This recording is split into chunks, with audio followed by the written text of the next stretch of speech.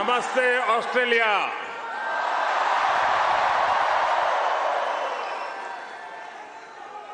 Australia के प्रधानमंत्री और मेरे प्रिय मित्र his excellency Albanese,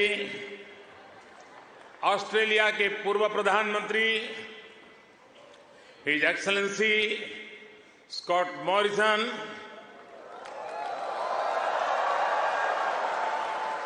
new South Wales के premier Chris Minns, foreign minister Penny Wong, communication minister Michelle Rowland, energy minister Chris Bowen, leader of opposition Peter Dutton, assistant foreign minister Tim watts,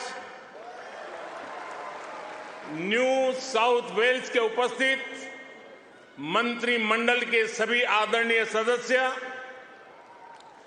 Parramatta से संसद सदस्य doctor Andrew Charlton, यहां उपस्थित Australia के सभी संसद सदस्य, मेयर, डिप्टी मेयर, काउंसिलर्स और ऑस्ट्रेलिया में रह रहे प्रवासी भारतीय जो आज इतनी विशाल संख्या में उपस्थित हुए हैं, आप सबको मेरा नमस्कार।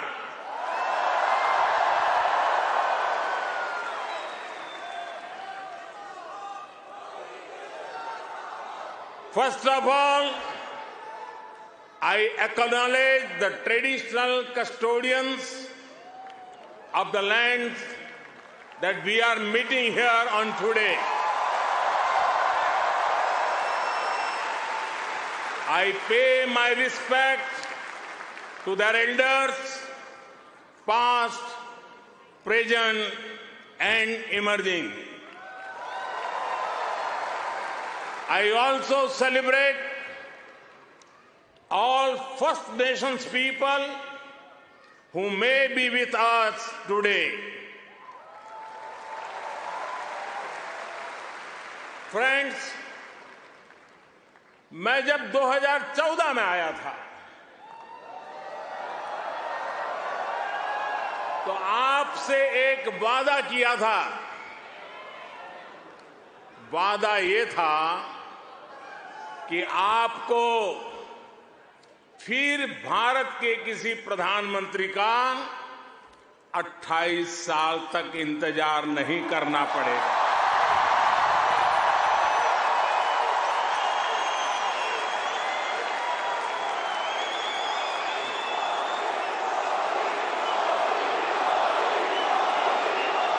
तो लीजिए, यहां सिडनी में इस ऐना में मैं फिर हाजिर हूं और मैं अकेला नहीं आया हूं। प्रधानमंत्री अल्बनीज़ी भी मेरे साथ आए हैं। मिस्टर प्राइम मिनिस्टर, अपने बहुत व्यस्त कार्यक्रम में से हम सभी के लिए आपने समय निकाला है। ये हम भारतीयों के प्रति आपके स्नेह को दर्शाता है। आपने जो अभी कहा वो दिखाता है कि ऑस्ट्रेलिया के मन में भारत के प्रति कितना प्रेम है। इसी वर्ष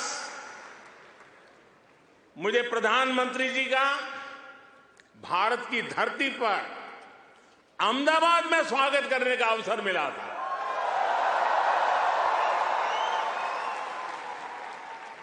आज उन्होंने यहां लिटिल इंडिया के फाउंडेशन स्टोर को अनवील करने में मेरा साथ दिया है, मैं उनका बहुत बहुत आभार व्यक्त करता हूं।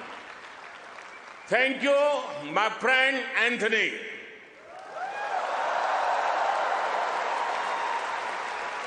ये लिटिल इंडिया ऑस्ट्रेलिया के विकास में भारतीय समुदाय के योगदान का भी एक रिकॉग्निशन है। मैं न्यू साउथ वेल्स के प्रीमियर, पैरामाटा शहर के मेयर, डिप्टी मेयर और काउंसिलर्स को इस विशेष सम्मान के लिए धन्यवाद देना चाहता हूं। साथियों, मुझे खुशी है कि न्यू साउथ वेल्स में प्रवासी भारतीय समुदाय से कई लोग सार्वजनिक जीवन में सक्रिय भागीदारी कर रहे हैं, अपनी पहचान बना रहे हैं। वर्तमान न्यू साउथ वेल्स की सरकार में डिप्टी प्रीमियर, प्रूकार, ट्रेजरर डेनियल मुखी बड़ा कंट्रीब्यूशन कर रहे हैं। और कल ही भाई समीर पांडे पैरामाटा के लॉर्ड मेयर चुने गए हैं। मैं सबका अभिनंदन करता हूं, बहुत बहुत बधाई देता हूं। साथियों, आज जब पैरामाटा में यह सब हो रहा है, तभी ये जानकारी भी आई है कि पश्चिमी ऑस्ट्रेलिया के पर्थ शहर में भारतीय सैनिक नयन सिंह सैलानी के नाम पर सैलानी एवेन्यू बनाया गया है। उन्होंने पहले विश्व युद्ध में ऑस्ट्रेलिया की फौज के लिए लड़ते हुए वीर गति प्राप्त की थी। इस सम्मान के लिए मैं पश्चिमी ऑस्ट्रेलिया के नेतृत्व का आदरपूर्वक अभिनंदन करता हूं। साथियों, एक समय था जब कहा जाता था कि भारत ऑस्ट्रेलिया के संबंधों को 3C डिफाइन करते हैं। ऐसा पहले कहा जाता था। ये कौन से 3C हैं? कॉमनवेल्थ, क्रिकेट और करी।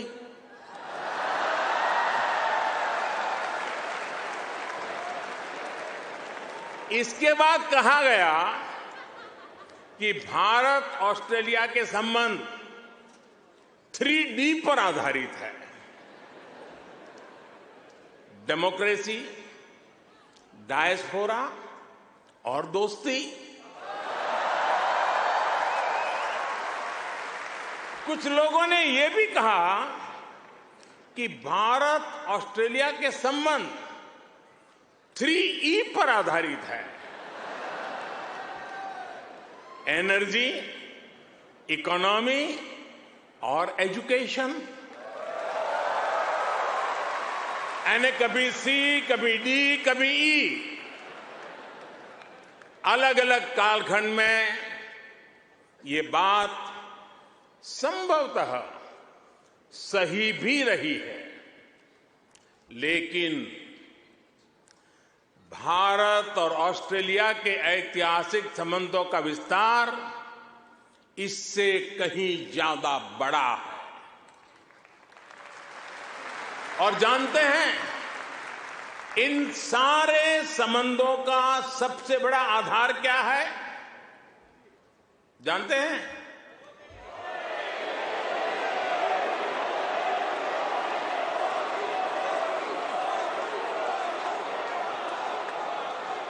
जी नहीं, सबसे बड़ा आधार है म्यूचुअल ट्रस्ट और म्यूचुअल रिस्पेक्ट।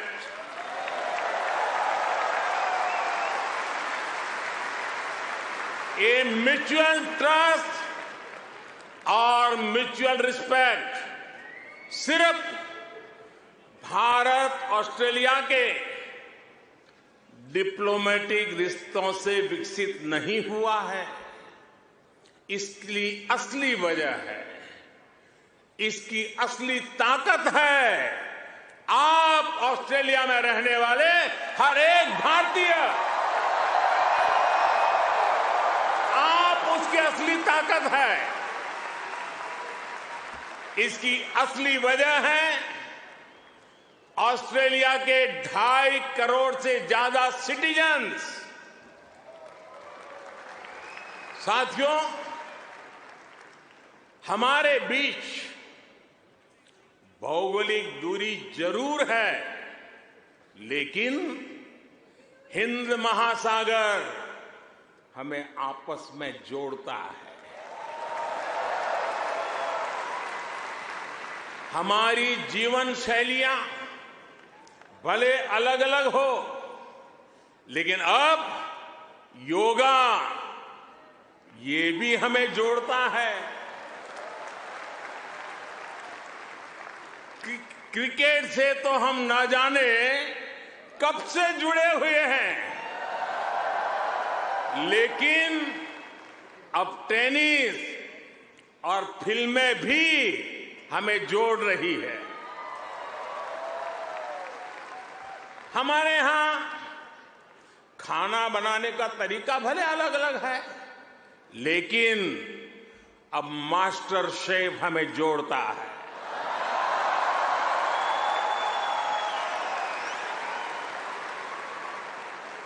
हमारे यहां पर्व त्योहार भले अलग अलग मनाए जाते हैं, लेकिन हम जुड़े हुए हैं दिवाली की रौनक से,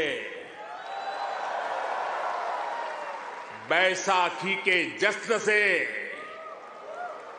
हमारे यहां भाषाएं भले अलग अलग बोली जाती हो, लेकिन हम जुड़े हुए हैं मलयालम, तमिल, तेलुगु, पंजाबी, हिंदी भाषाएं पढ़ाने वाले इतने सारे स्कूलों से। साथियों, ऑस्ट्रेलिया के लोग, यहां के निवासी इतने विशाल हृदय के हैं, दिल के इतने अच्छे और सच्चे हैं कि भारत की इस विविधता को खुले दिल से स्वीकारते हैं।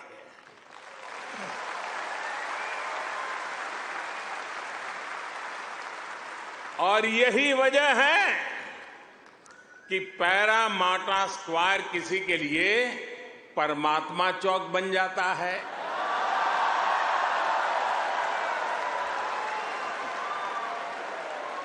विक्रम स्ट्रीट भी विक्रम स्ट्रीट के रूप में मशहूर हो जाती है,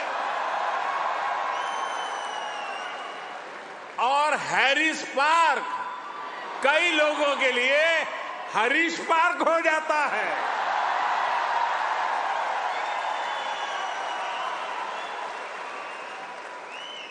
वैसे मैंने सुना है कि हैरिस पार्क में चटका की चाट,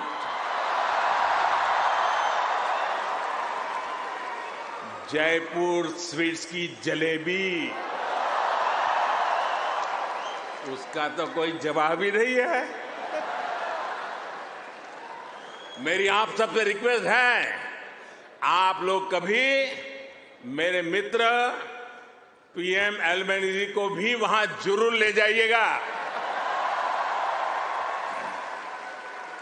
और साथियों, जब खाने की बात चली है और चाट की बात चली है, तो लखनऊ का नाम आना भी स्वाभाविक ही है। मैंने सुना है सिडनी के पास लखनऊ नाम की जगह भी है, लेकिन मुझे पता नहीं वहां भी चाट मिलती है क्या।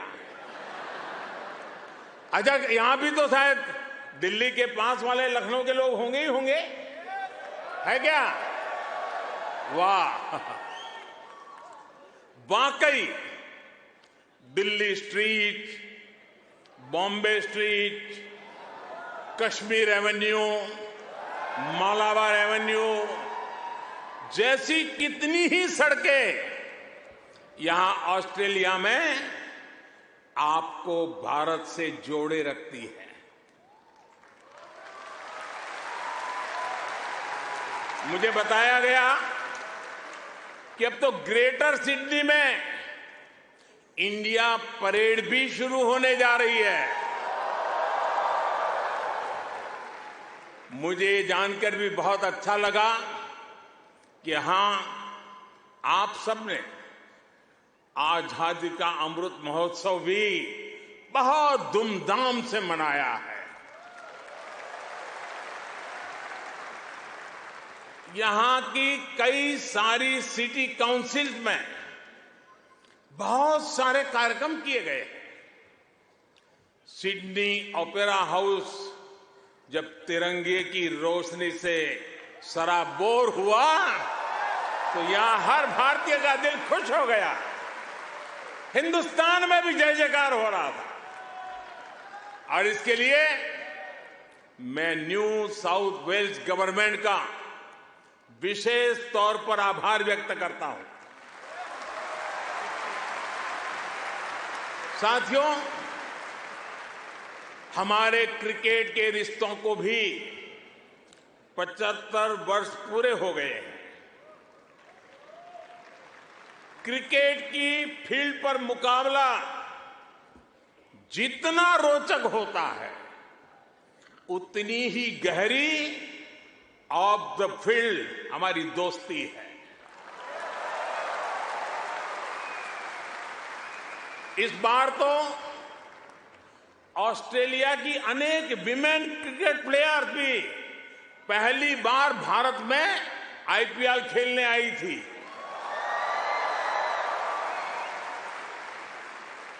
और साथियों, ऐसा नहीं है कि हम सिर्फ सुख के ही साथी हैं। अच्छा दोस्त तो सुख का तो साथी होता है, दुख का भी साथी होता है।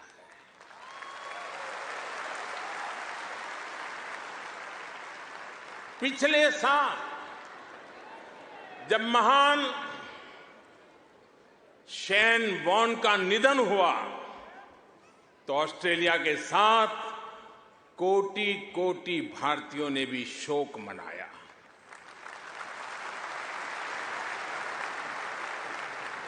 ये ऐसा था जैसे हमने अपना कोई खो दिया है।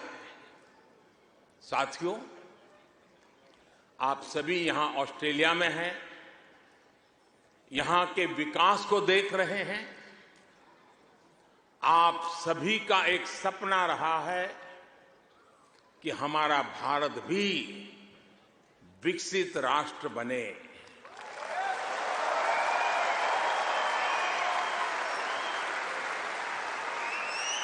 है ना आपका सपना? है ना आपका सपना? है ना आपका सपना? जो सपना आपके दिल में है, वो सपना मेरे दिल में भी है। ये मेरा भी सपना है। 140 करोड़ भारतीयों का सपना है। साथियों, भारत के पास सामर्थ्य की कमी नहीं है। भारत के पास संसाधनों की कमी भी नहीं है। आज दुनिया की सबसे बड़ी और सबसे युवा टैलेंट फैक्ट्री जिस देश में है, वो है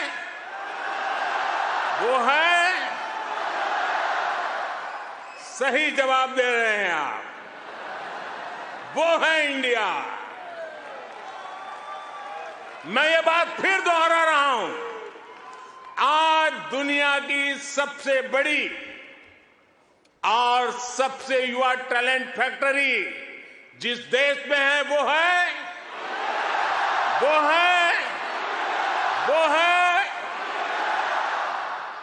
और अब मैं आपके सामने ऐसे ही कुछ फैक्ट रखूंगा और आपसे सही उत्तर जानना चाहूंगा, ठीक है? रेडी? कोरोना की इस ग्लोबल पैंडेमिक में जिस देश ने दुनिया का सबसे तेज वैक्सीनेशन प्रोग्राम चलाया, वो देश है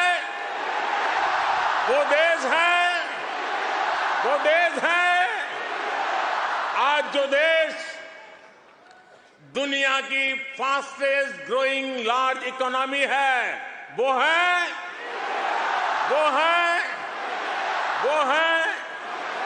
आज जो देश दुनिया में नंबर 1 स्मार्टफोन डेटा कंज्यूमर है, वो देश है।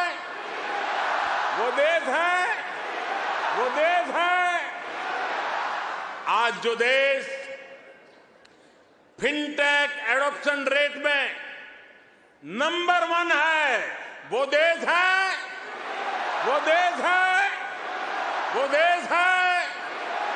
आज जो देश मिल्क प्रोडक्शन के मामले में दुनिया में नंबर 1 है, वो देश है।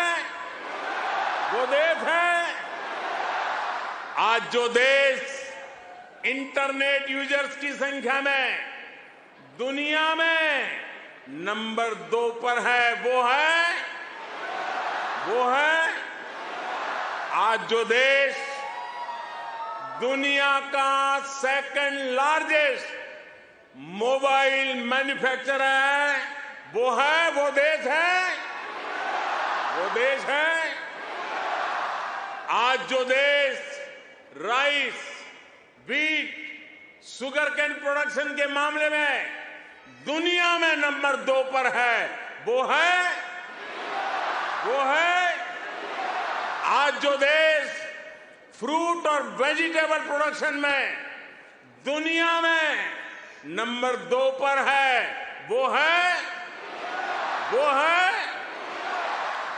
आज जिस देश में दुनिया का तीसरा सबसे बड़ा स्टार्टअप इकोसिस्टम है, वो है दुनिया का तीसरा सबसे बड़ा ऑटोमोबाइल मार्केट जिस देश में है, वो देश है दुनिया का तीसरा सबसे बड़ा सिविल एविएशन मार्केट जिस देश में है, वो देश है। और अब जो देश अगले 25 साल में विकसित होने के लक्ष्य के साथ आगे बढ़ रहा है, वो देश है।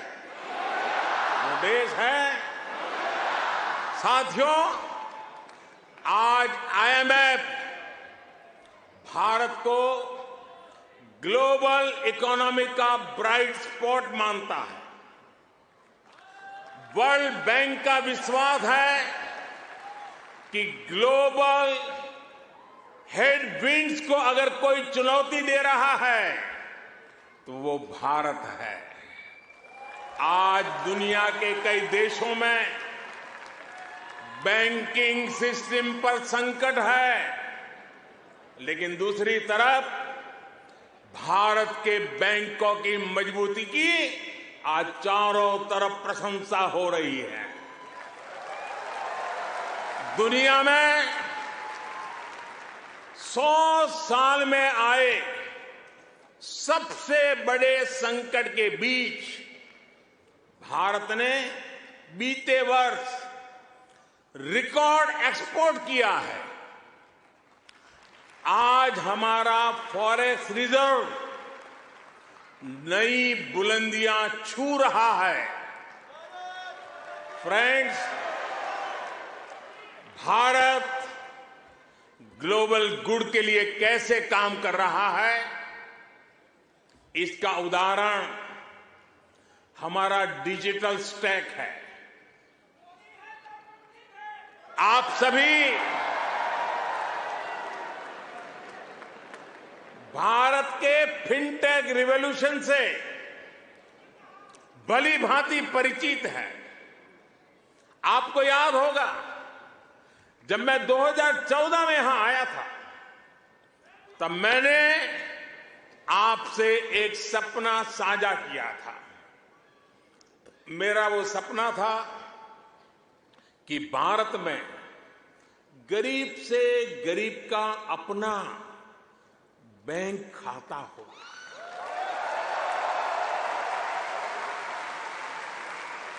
आपको गर्व होगा दोस्तों, आपको गर्व होगा कि पिछले 9 वर्ष में हमने करीब 50 करोड़ भारतीयों के, यानी करीब 500 मिलियन बैंक अकाउंट खोले हैं।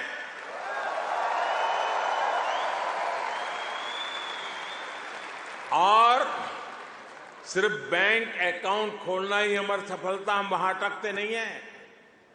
इसने भारत में पब्लिक सर्विस डिलीवरी के पूरे इकोसिस्टम को ट्रांसफॉर्म कर दिया।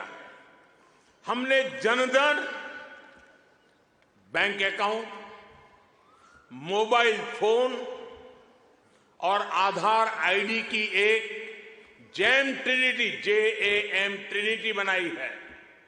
आप सोचिए, इसे एक क्लिक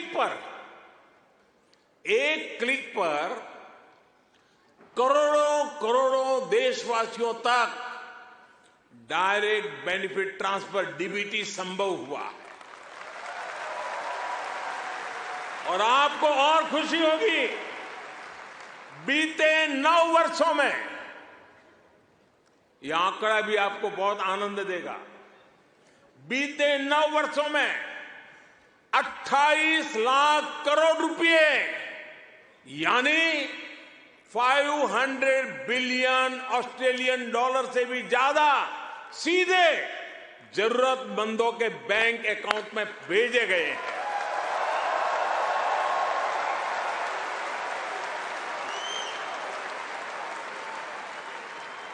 कोरोना के समय में बहुत से देशों को अपने नागरिकों को पैसे भेजने में मुश्किल आई थी, लेकिन भारत उन देशों में था जो एक क्लिक पर यह काम पलकों में कर रहा था।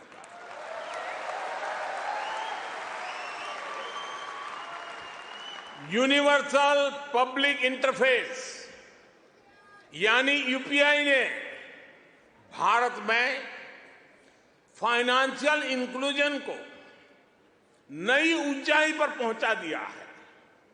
आज दुनिया के 40% रियल टाइम डिजिटल पेमेंट्स अकेले भारत में होते हैं।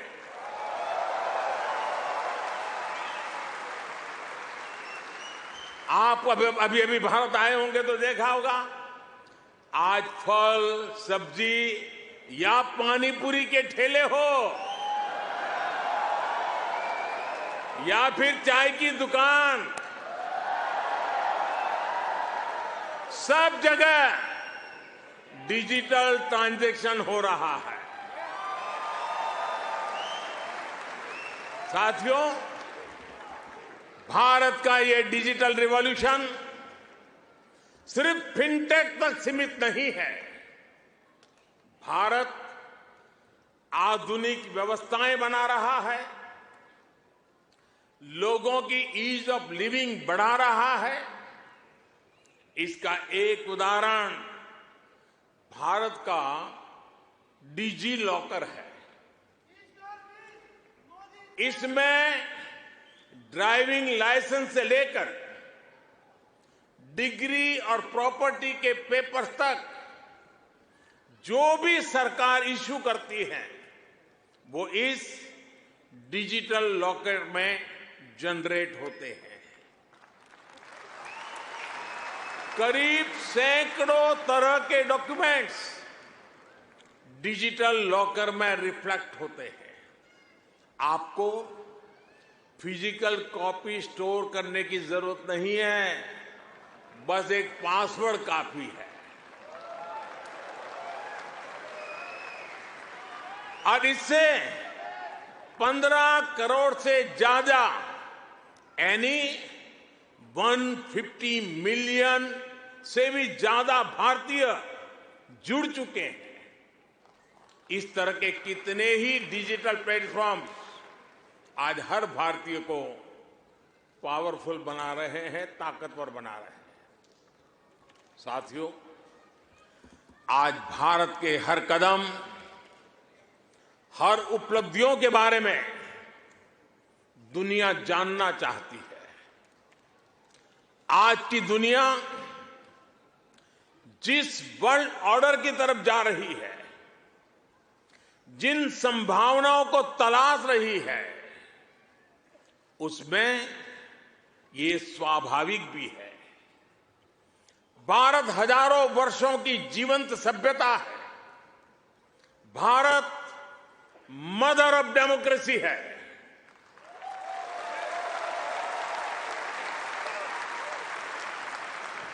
हमने समय के अनुसार खुद को ढाला है, लेकिन अपने मूल सिद्धांतों पर, फंडामेंटल्स पर हमेशा टिके रहे हैं। हम राष्ट्र को भी एक परिवार के रूप में देखते हैं और विश्व को भी एक परिवार मानते हैं। वसुधैव कुटुंबकम। और इसलिए जब भारत अपनी G20 प्रेसिडेंसी की थीम तय करता है तो कहता है अपने आदर्शों को जीने का उसका स्वभाव देखिए। G20 प्रेसिडेंसी में भारत कहता है one earth, one family, one future.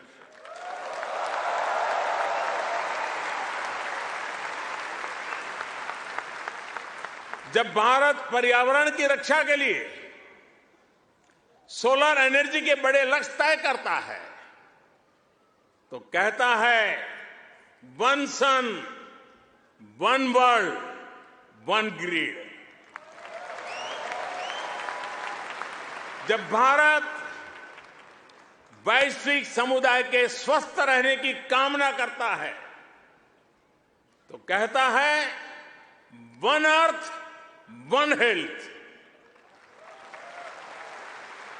Bharat वो देश है जिसने कोरोना के संकट में दुनिया के 150 से ज्यादा देशों को उस संकट की घड़ी में दवाइयां भेजी। भारत वो देश है जिसने 100 से अधिक देशों को मुफ्त वैक्सीन भेजकर करोड़ों करोड़ों लोगों का जीवन बचाया। कोरोना के समय में आपने भी यहां जिस सेवा भावना से काम किया वही हमारी संस्कृति की विशेषता है।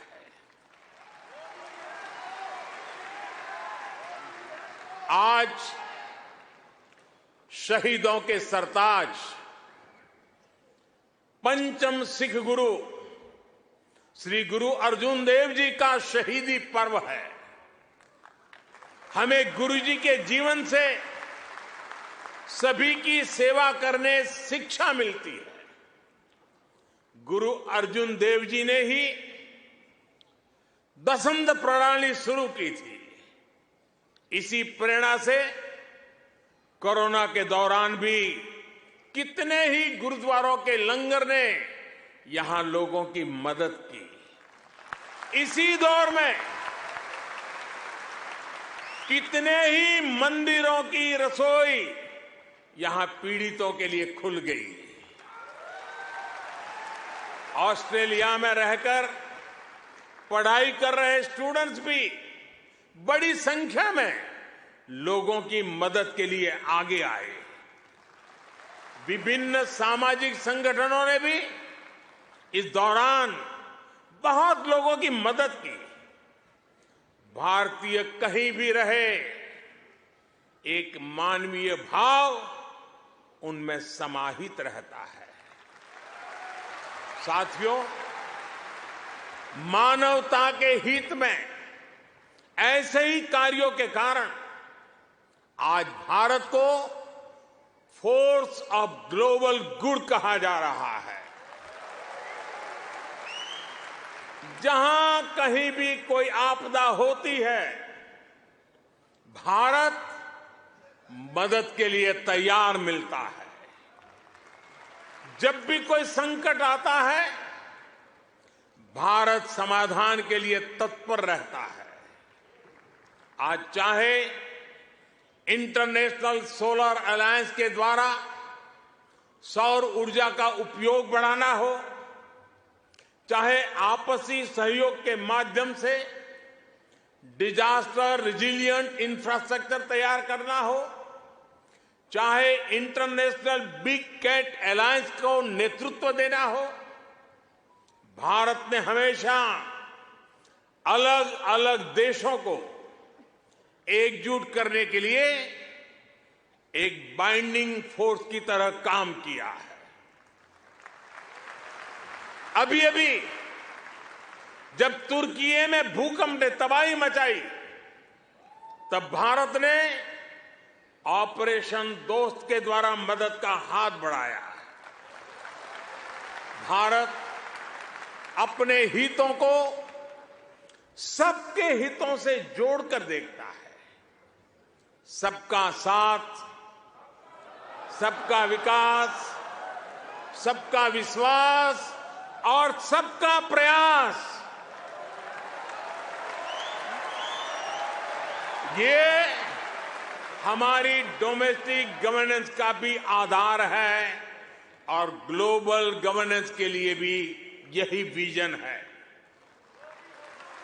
साथियों, आज भारत और ऑस्ट्रेलिया के बीच स्ट्रेटेजिक पार्टनरशिप निरंतर गहरी हो रही है। हाल में ही हमने इकोनॉमिक कोऑपरेशन और ट्रेड एग्रीमेंट ECTA एकता साइन किया है। अनुमान है इससे दोनों के बीच ट्रेड अगले 5 वर्ष में 2 गुने से अधिक हो जाएगा। अब हम कॉम्प्रिहेंसिव इकोनॉमिक कोऑपरेशन एग्रीमेंट पर काम कर रहे हैं। हम रिजिलिएंट और रिलायबल सप्लाई चेन्स का निर्माण कर रहे हैं। इससे दोनों देशों के बिजनेस को बल मिलेगा ही, दुनिया को भी नया विश्वास मिलेगा। आज भारत और ऑस्ट्रेलिया के बीच कई डायरेक्ट फ्लाइट्स हैं। बीते वर्षों में फ्लाइट्स की संख्या बढ़ी है। आने वाले दिनों में इनकी संख्या और बढ़ेगी।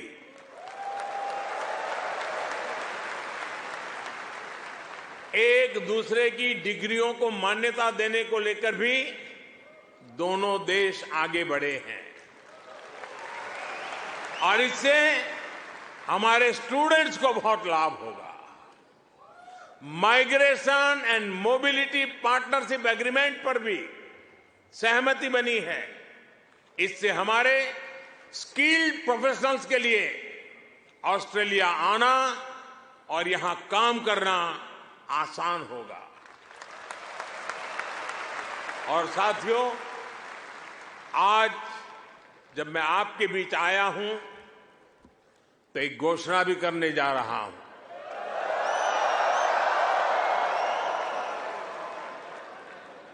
ब्रिस्बेन में भारतीय समुदाय की बहुत समय से जो मांग थी, अब उसे पूरा किया जाएगा। जल्द ही ब्रिस्बेन में भारत का एक नया कॉन्सुलेट खोला जाएगा।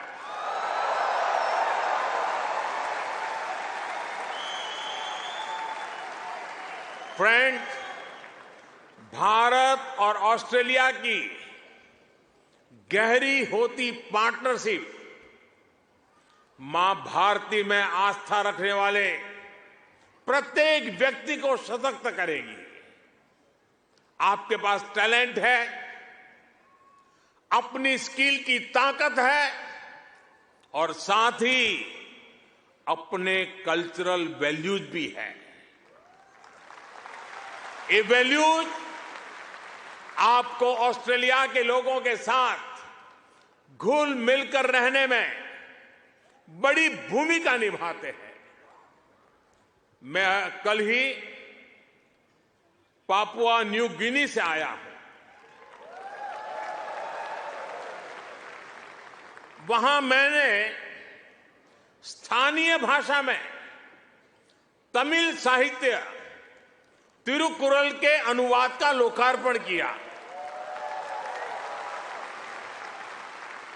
ये अनुवाद वहां भारतीय मूल के एक स्थानीय गवर्नर ने किया है। एक जीता जागता उदाहरण है कि कैसे हम विदेश में रहते हुए भी अपनी जड़ों पर गर्व करते रहें, जड़ों से जुड़े रहे। आप भी यहां ऑस्ट्रेलिया में भारतीय संस्कृति की खुशबू फैला रहे हैं। आप ऑस्ट्रेलिया में भारत के कल्चरल एम्बेसडर हैं, भारत के ब्रांड एम्बेसडर्स हैं। साथियों, मैं मेरी बात समाप्त करने से पहले आपसे कुछ मांगना चाहता हूं। देंगे? आवाज जरा धीमी हो गई। देंगे? पक्का? प्रॉमिस? मैं आपसे ये मांग रहा हूं और आपसे आग्रह करूंगा कि आप जब भी भारत आए, अपने साथ कोई न कोई ऑस्ट्रेलियाई मित्र और उनके परिवार को भी साथ लेकर के आए।